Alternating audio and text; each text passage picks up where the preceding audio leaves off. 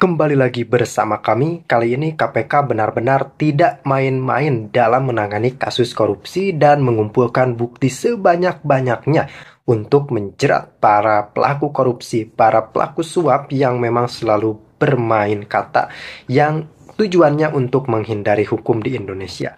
Kali ini kita akan menyoroti terkait perkembangan kasus dan sidang Hasto Kristianto yang pada saat ini persidangannya benar-benar semakin memanas dan kalau diibaratkan seperti bola salju, semakin lama semakin besar dan berpotensi sangat-sangat besar menyeret elit-elit yang tidak pernah kita bayangkan melakukan tindakan tersebut, namun kali ini akan dibongkar tuntas secara habis-habisan dalam persidangan. Kita semua tahu bahwa perlawanan kubu Hasto bisa dibilang sangat-sangat luar biasa, sangat-sangat Spartan, bagaimana mereka bahkan menyewa sesumbar akan membawa 1.000 advokat ya rekan-rekan atau pengacara. Ini artinya mereka sangat melawan penetapan dari KPK yang diberikan kepada saudara HK ini karena KPK menetapkan Hasto Kristianto sebagai tersangka dan sudah dilakukan penahanan. Dari sudut pandang KPK sendiri, KPK tidak mungkin menetapkan seseorang sebagai tersangka kemudian dilanjutkan dengan penahanan jika tidak ada bukti yang kuat. Kalau rekan-rekan masih ingat ketika awal-awal ditetapkannya tersangka Hasto Kristianto, kita memberikan kabar kepada rekan-rekan, bahkan ada yang bilang, ini benar gak? Ini benar gak? Jangan-jangan ini hoax. Ternyata benar ya rekan-rekan. Kami juga tidak berani mengklaim ini tersangka atau tidak. Kemudian, kalau rekan-rekan perhatikan, KPK ketika usai menetapkan Hasto sebagai tersangka, tidak langsung menahan beliau. Kenapa ini dilakukan? Karena KPK tidak mau gegabah dalam menyikapi dan menangani kasus orang sekelas Sekjen Hasto Kristianto yang kita tahu bahwa pengaruhnya tidak usah kita jelaskan lagi. Adalah pengaruhnya bagaimana pengikutnya pun tidak meyakini jika Hasto melakukan hal tersebut. Kemudian banyak perlawanan dan banyak narasi yang mengatakan KPK disetir, bahkan menyeret-nyeret nama Presiden ke-7 kita, yakni Pak Joko Widodo pada saat itu. Nah, ini menandakan bahwa KPK sangat luar biasa, perfect sekali dalam menangani kasus ini, sehingga KPK tidak mau terburu-buru dalam penetapan tersangka dan dalam tahap penahanan Hasto Kristianto. Saya pikir KPK sudah sangat fair memberikan bagaimana melengkapi semua unsur-unsur hukum untuk melakukan penetapan tersangka dan penahanan Hasto. Nah, kali ini ada salah satu bukti yang benar-benar tidak bisa terbantahkan dan langsung kita saksikan dulu bersama. Kemudian saksi, apakah saksi mengenal seseorang yang bernama Harun Masiku? Kenal. Bisa dijelaskan Harun Masiku ini profilnya siapa? Apakah dia kader atau bagaimana prosesnya sehingga bisa menjadi kader di PDIP? Saya dikenalkan Pak Harun ini saat momentum pencalekan. Pada saat apa? Momentum pencalekan. Pada tahun 2009. 2019 apa 2019? 2019. Oke. Nah, di situ saya tahu dia itu kader baru. Oh, di situ saksi mengetahui dia kader partai. Karena saya nggak pernah kenal sebelumnya. Nah, pada saat itu, apakah Pak Harun Masiku itu juga caleg untuk pemilu pada tahun 2009 itu? Ya, caleg. Caleg ya. Itu di dapil mana sepengetahuan saksi? Saya pas dikenalkan di info saat itu bahwa dia caleg di Sumsel 1. Di dapil Sumsel 1 ya. Nah, oke. Sekarang pertanyaan saya kepada saksi. Siapa yang mengenalkan? Di mana perkenalannya dan dalam rangka apa perkenalan pada waktu itu?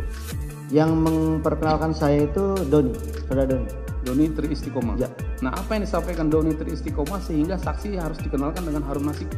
Jadi saat itu Doni cerita kepada saya karena setiap hari saya bareng sama Doni. Doni cerita bahwa dia dapat perintah dari partai, sudah di pleno, sudah ada keputusan partainya untuk ada satu masalah di dapil Sumsel 1 di mana caleg terpilihnya meninggal dunia. Dan di situ partai memutuskan untuk keputusan partai itu untuk mengisi calon caleg terpilih di situ menjadi Harun Masiku. Sebentar saksi ya. Ya, Yang disampaikan Doni itu yang meninggal itu salah satu caleg caleg atau caleg yang mendapatkan suara terbanyak pada waktu itu. caleg yang kebetulan suaranya terbanyak. Itu yang disampaikan Doni ya. Sama Doni. Jadi kita ngobrol dulu, Ngobrol ya. diskusi dulu. Ini apa ceritanya kan? Seperti apa? Dia dapat penugasan itu dan dia minta bantu dibantu support, dan kemudian setelah itu ya sudah, mana orangnya kan gitu. Pada saat itu saksi kan menceritakan mendapatkan tugas partai untuk apa tadi? Untuk apa tadi tugasnya? Yang Tugas Doni tadi yang disampaikan ke tugas saksi. Doni itu untuk dia cerita dulu. Ya. Pak Jaksa. Ceritanya apa? Dia cerita bahwa dia dapat tugas dari partai. Ada satu case di Dapil Sumsel 1 di mana caleg terpilih yang suaranya terbanyak itu meninggal dunia, dan Atas nama kemudian atas nama Najrun Kemas. Oke. Dan suara terbanyak berikutnya itu Rizky Aprilia. Kemudian dia diminta bantu untuk menyusun sebuah fatwa yang diajukan ke Mahkamah Agung untuk supaya suara caleg terpilih yang meninggal ini diserahkan ke partai supaya partai punya otoritas memberikan suara itu kepada siapa sesuai dengan keputusan partai. Nah, di situ dia bilang bahwa sudah ada keputusan pleno Harun Masiku yang ditetapkan menjadi caleg penggantinya. Di situ, dan kemudian Doni ya udah saya kenalin nih ke Harun Masiku. Di situ saya kenalin. Ya. Nah, pada saat itu Doni menceritakan yang memberikan tugas kepada dia itu siapa? Pak Sekjen. Pak Sekjen ya. Nah, kemudian pertemuan saksi dengan Pak Doni dengan Harun Masiku itu di mana pada waktu itu? Saya lupa tempatnya. Biasanya bertemunya di mana? Kita biasa di kafe. Ya, di kafe mana? Banyak ada di situ, yang paling dekat kan ada Megaria, terus dia ada di kafe yang di mall-mall seperti itu. Ya, ini kan ada di kafe saksi nomor 27. Biasanya ketemu di Metropol Menteng atau di Mall Plaza Indonesia Grand Hyatt. Ya, betul. Seperti itu ya, sering ketemu di situ ya. Betul. Baik. Nah, kemudian saksi ya, pada saat pertemuan bertiga tadi, ya kan saksi diminta. Ya. Permintaannya apa? Diminta oleh Doni. Doni apa yang disampaikan pada saksi? Diminta bantu. Diminta untuk bantu untuk menjalankan misi ini. menjalankan misi. Ya. Apa istilahnya? Menjalankan bahwa misinya cuma hanya dua di situ. Satu, turun dari Mahkamah Agung itu semacam fatwa. Ya kan? Yang kedua adalah bagaimana Harun karena sudah dapat keputusan partai seperti itu harus jadi DPR RI. Ya. Baik. Berarti pada saat itu Doni Istiqomah itu ada mengatakan akan mengawal perintah dari terdakwa ya? Iya. Selaku sekjen untuk pengurusan Harun Masiku. Iya. Ya. Baik. Nah, kemudian pada saat itu apa yang saksi sampaikan kepada Harun Masiku dan Doni setelah ada permintaan dari Doni? Ya, kami di situ diskusi Pak Jaksa. Ya. Ingat saya itu kita memang sebelum melangkah kita harus detailkan dulu materinya. Kita simpulkan di situ hanya ada 3 cara untuk mengganti untuk mengisi Harun ke jabatan tersebut. Yang pertama adalah pemecatan. Ya. Yang pertama adalah PAW, sorry. Okay. Nah, di PAW itu untuk melakukan pergantian antar waktu dari Rizky kepada Harun, jalannya tunggal, hanya pemecatan sebagai anggota, dan itu tidak mudah. Itu dianggap hal yang tidak mungkin. Kenapa? Karena saat itu PD Perjuangan kan sudah menjadi partai modern, Pak Jaksa, di mana artinya memang ini organisasi semua tata perilakunya, tata organisasinya sudah diatur oleh regulasi, oleh peraturan partai, sehingga itu kita geser, tidak mungkin. Yang kedua lewat jalan normatif. Yang kedua lewat jalan minta Rizky mundur. Itu diskusi kami saat itu pertama. Minta Rizky mundur ya? Itu salah satu solusi. Ya. Itu pun hampir tidak mungkin, karena kan mana ada orang yang sudah berdarah-darah menjadi DPR rela mundur begitu saja tanpa kompensasi. Kalaupun dengan kompensasi itu belum tentu kan. Itu yang kedua. Yang ketiga adalah secara normatif melalui jalur hukum. Ya. Nah, Doni saat itu sedang mengupayakan fatwa Mahkamah Agung. Jadi jalan itu yang kita tempuh saat itu. Dan di situ saya sama Doni, oke, kita jalan. Gitu ya. Oke, sampai situ dulu ya. Ya. Saya ingin mempertegas nih. Ya. Nah, pada saat saksi ikut terlibat ya, ikut membantu lah, jangan terlibat. Ikut membantu pengurusan Harun Masiku ini. Sebenarnya, ya ini di persidangan ini ya. Sebenarnya saksi itu diminta oleh Doni atau saksi yang minta ke Doni supaya saksi diikut sertakan? Awalnya saya tidak tahu Doni itu ngurus apa. Ya. Saya tidak tahu Doni juga sudah kenal sama Harun, saya tidak tahu. Doni yang memproklamirkan diri bahwa dia ada agenda ini. Kemudian dia ajak saya. Baik. Nah, pada saat saksi bertemu dengan Harun Masiku itu sudah ada ini belum? Penetapan bahwasanya Harun Masiku sudah ditetapkan caleg nomor berapa gitu? Oh, itu sudah selesai pileg, Pak Jaksa. Sudah selesai. Ya. Itu sekitar bulan berapa, saksi ingat?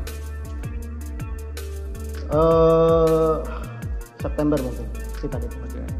Baik. Ini ya, saya mau bertanya nih, soalnya ini ada perbedaan waktu. Ya. Baik, saksi. Nah, apakah terkait dengan pengurusan Harun Masiku? Ya.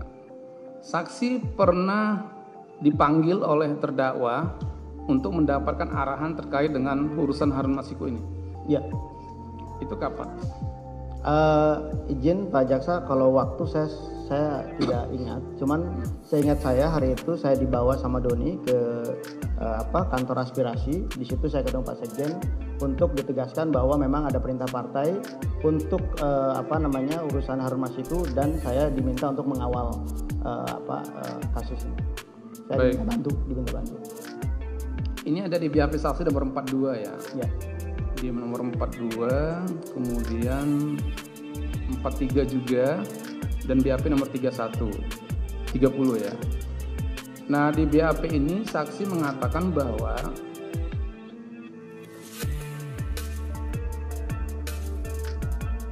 baik. Nah, di BAP ini saksi mengatakan saksi dipanggil atau dibawa oleh Doni pada waktu itu. Seingat saya, karena Pak Sekjen juga tidak tahu saya dilibatkan.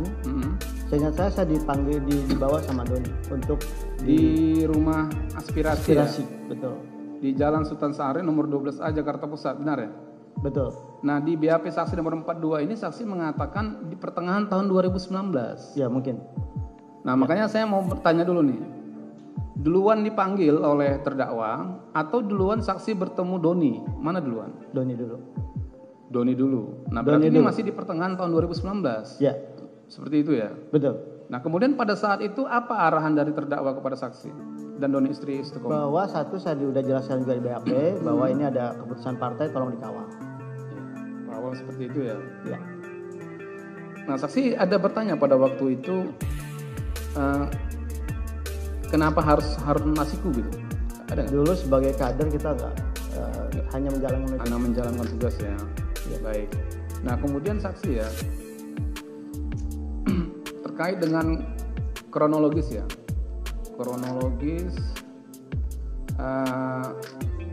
upaya untuk pengurusan Harun Masiku kan seperti itu ya. Ya. Sini kan saksi sudah menjelaskan panjang lebar nih. Jadi awal mula atau persoalan yang diproses, yang diupayakan oleh DPP pada waktu itu yang saksi mendapatkan perintah oleh terdakwa pertengahan bulan Juni tadi, ya, itu apa saja yang sudah dilakukan oleh DPP yang saksi ketahui? Yang saya tahu DPP melakukan kegiatan surat menyurat dan korespondensi semacam itu kepada Mahkamah Agung untuk permintaan fatwa. Setelah turun dari Mahkamah Agung fatwa, baru DPP berkirim surat kembali kepada KPU dengan melampirkan fatwa tersebut, di mana memang harapannya KPU menjalankan apa yang difatwakan oleh Mahkamah Agung. Baik, saksi ya. Ini saya pelan-pelan nih karena ada beberapa kegiatan yang dilakukan partai yang harus saya tanyakan secara sistematis gitu ya. Nah, baik.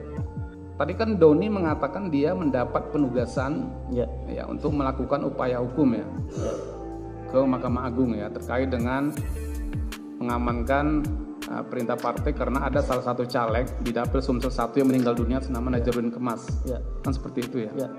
Nah, apakah Doni ada menceritakan kepada saksi bahwa DPP PDIP sudah mengirim surat uji material kepada Mahkamah Agung? Betul. Benar ya. Nah kemudian apakah kemudian permohonan surat itu dikabulkan oleh Mahkamah Agung? Pengetahuan saksi. Iya, benar ya. betul.